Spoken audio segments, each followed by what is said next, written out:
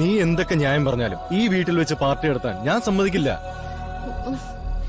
അതിന്റെ കാരണം എനിക്ക് മനസ്സിലാവാത്തെ. എന്റെ ഓഫീസിൽ ജോലി ചെയ്യുന്ന എല്ലാവരും ചെയ്തു വരുന്ന ഈ ഒരു കാര്യം എനിക്ക് മാത്രം ചെയ്യാൻ പറ്റാത്ത എന്തുകൊണ്ടാ?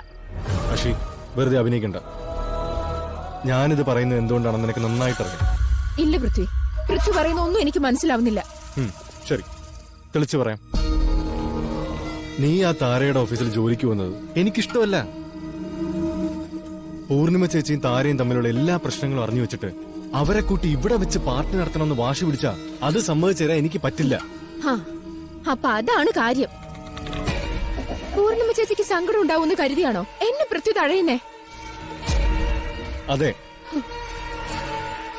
ഈ വീട്ടിലെ കാര്യങ്ങൾ തീരുമാനിക്കുന്നത് ചേച്ചി തന്നെയാ. ചേച്ചിയെ വേദനിപ്പിക്കുന്ന ഒന്നും ഇവിടെ ചെയ്യാൻ ഞാൻ സമ്മതിക്കില്ല. എന്നെ എന്താ പൃഥ്വി ഒന്നും മനസ്സിലാക്കാത്തെ? ഞാൻ പറയുന്നൊന്ന് കേക്ക്. എന്താ ഇവിടെ ബഹളം? എന്താ അഷി?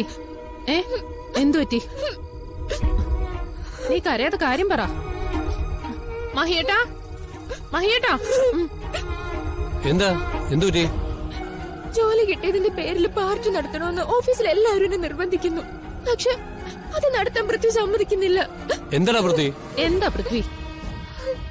അഷി പാർട്ടി നടത്തുന്നതിന് നിനക്കെന്താ പ്രശ്നം? അല്ല, അല്ലെങ്കിൽ തന്നെ ഓഫീസിൽ എല്ലാരും ചെയ്യുന്ന കാര്യം തന്നെയല്ലേ ഇവളും ചെയ്യുന്നുള്ളൂ.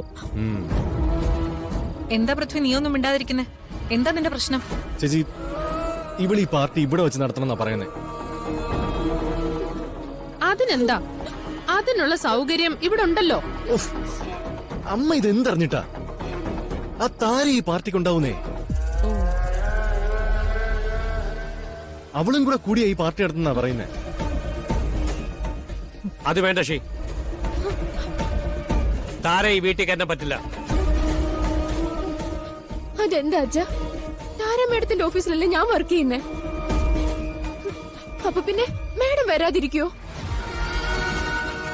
കണ്ടോ കണ്ടോ ഇപ്പൊ എന്തായി?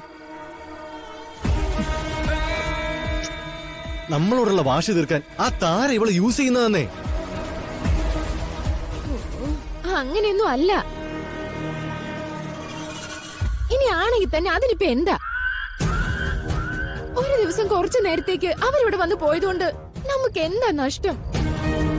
താരയുടെ യഥാർത്ഥ സ്വഭാവം അറിയാത്തതുകൊണ്ടാ അഷി ഇപ്പൊ ഇങ്ങനെ സംസാരിക്കുന്നത്.